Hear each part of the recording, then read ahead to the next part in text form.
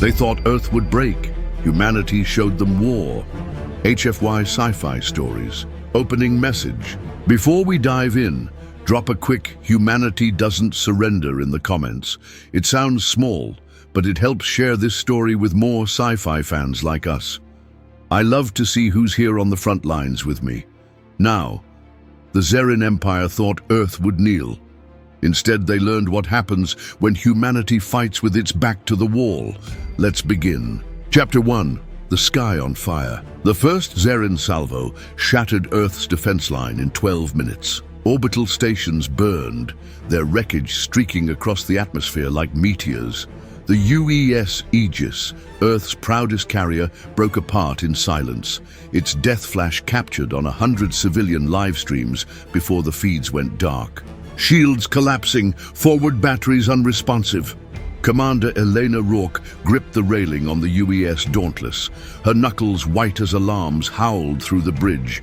Her fleet, the last fleet Earth had left, was being gutted. "Hold the line," she barked, voice raw. "We buy time or we die." The Xeryn didn't answer with words.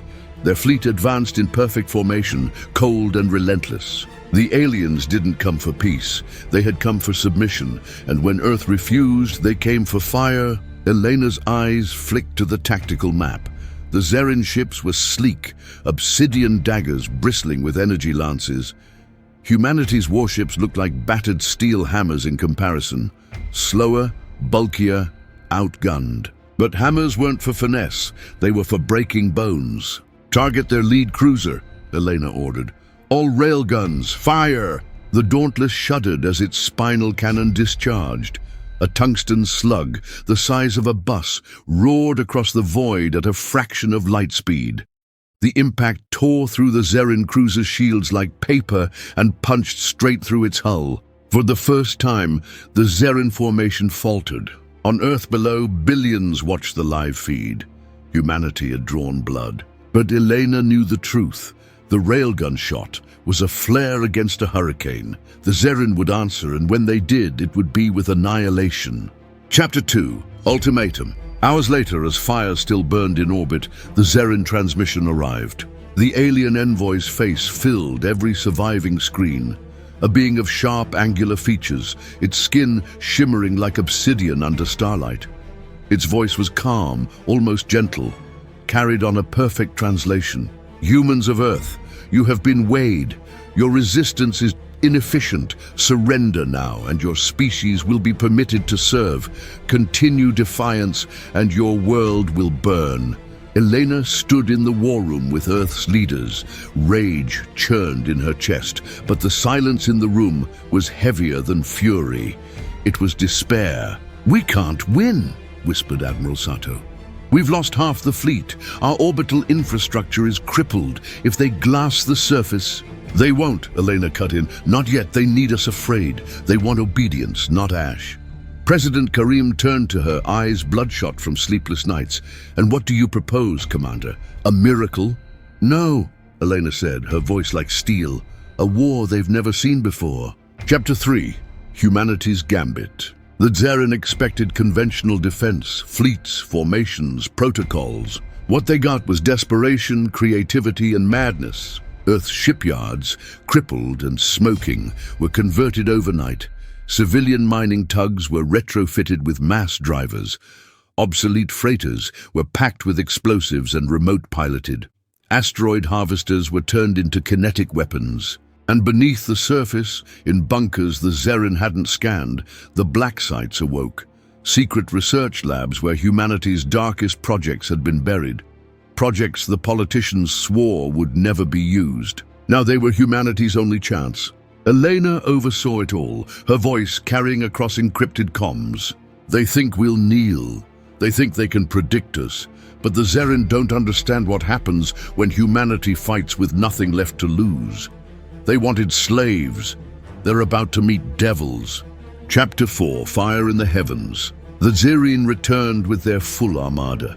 Hundreds of ships blotted out the stars, their formations flawless, their confidence absolute. From orbit, Earth looked defenseless, scarred, burning, broken, exactly as Elena wanted it. Enemy fleet entering firing range. a tactical officer reported. Elena smiled grimly. Then let's ruin their day. The first wave of human ships surged forward. Not warships, but cargo hulks rigged as suicide drones. The Xeryn cut them down with contemptuous ease. And that was the trap. When the freighters ruptured, they unleashed clouds of chaff, decoys, and molten metal shards, blinding Xeryn sensors. In that chaos, humanity struck. Hidden railguns in lunar craters opened fire. Asteroid tugs flung 100-ton rocks at near-relativistic speeds. From Earth's surface, orbital cannons disguised as civilian launch sites powered up and spat fire into the void. The Xeryn armada reeled. Their formations cracked under the storm. "Now!" Elena shouted. "Dauntless full burn! All batteries target their command ship!" The Dauntless surged forward, railguns blazing. For the first time in recorded galactic history, the Xeryn found themselves outmaneuvered. And for the first time, they bled in earnest. Chapter 5. The Turning Tide. But victory never comes cheap. The Dauntless took fire from 3 Xeryn destroyers. Hull plating peeled. Crewmen died in screaming silence. "Shields gone? Reactor containment failing?" Elena refused to blink. "Keep firing. If the Dauntless falls, it takes them with us." Her crew didn't hesitate. Humanity didn't hesitate. A railgun slug tore through the Xeryn command ship's heart. The alien flagship broke apart in a chain of detonations, its debris scattering like shrapnel across the stars. The Xeryn fleet froze. For the first time in the war, they hesitated. Across Earth, billions watching the feed erupted in cheers. But Elena didn't cheer. She saw the tactical feed. The Xeryn still outnumbered them 10-1. "This isn't over," she whispered. And then the transmission came. Chapter 6, The Darker Truth. The Xeryn admiral appeared on the comms, its expression unreadable. "You are unexpected.